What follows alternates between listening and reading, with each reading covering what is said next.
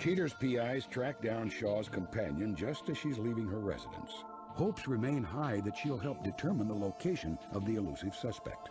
After a long drive, she makes a turn into an unknown apartment complex. And what do you know? It's suspect Shaw himself. It appears that he's expecting her arrival, and without delay scampers into her vehicle. The suspect demonstrates his lack of devotion to his wife in a recorded phone call. Hello. Where are you? I'm at IHOP. These are salads. Get ready to. Okay, well, I'm coming down there. I don't want to see you. Which IHOP you at? I don't want to see you. I'm coming. I am not at IHOP. Don't worry. So you lied one more time. I sure did. I lied this time. I do what I do. Lie. Why? Because that's what I do. After a nice dinner, Shaw and his lady friend proceed back to her residence. Cheater's detectives wait around for about an hour until the suspect is spotted walking to his truck. The time has come to inform Vanessa that her husband may be up to no good. Cheater's crews pack it in and close the investigation. After the break, the confrontation.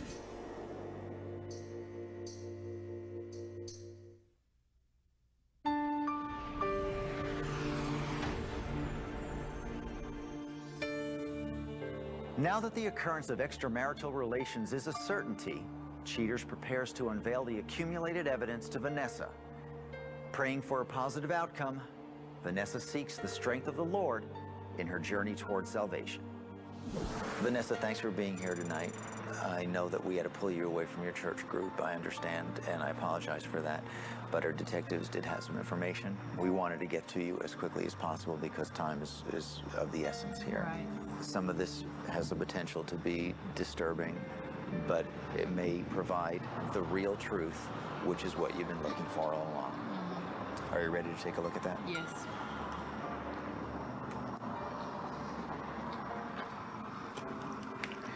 As the investigation starts, we knew the possible locations where he was going. The detectives just parked out in front of this residence. Before long, a gentleman shows up. Do you recognize that man? Yes, that's my husband. Now, when he's been telling you he goes out, where does he tell you that he's going? Most of the time he's going to the casino. Okay. Well, on this evening, unless they're running some illegal gambling inside, that doesn't look like a casino to me. Right. After spending quite some time there, we see your husband leaving the house. And that's all we were able to come up with that evening. But at least we've established he's not at the place that he's telling you. Right. On this day of the investigation, we again staked out this residence. And just like clockwork, we see your husband arriving. He's in there another couple hours. He exits and probably heads back home. Now, this is another night where he again is at the same residence. Right. Again, after a period of a few hours, he comes out, starts to head out to his car. And kisses her. He doesn't even kiss me anymore. We have another day of investigation. The detective followed him, but now he went to a different location. After waiting for some time, a car pulls up. Your husband gets in the car. And obviously this was pre-planned because they met there. Right. After going to a drive-through restaurant, they went back, got his truck. She went home, he followed her. He was in there again for another couple of hours. And he comes on home. Well, he has a rule in my house. He doesn't get in after midnight. And that's pretty consistent. Yeah, and he tries to make it, but 1 minute past midnight, my door is locked, and I don't let him in.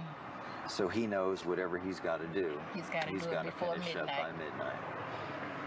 And he doesn't always make it, and he's angry when he can't get in. He's threatened to drive the truck through the window, through the door. I said, well, you just got to do what you got to do, but I'm not going to open the door. We do know where he is. He is home, as unbelievable as this sounds. He has a young lady there with him. Do you want to go find out what's going on? Yes. Okay, come right with me. When I took the vows, of marriage, and my vow was to God, not necessarily to him. I meant that, and you know, through the good and the bad, and I've had a whole lot more bad than I have good, but I just know that the Lord's going to take care of me. I have to forgive him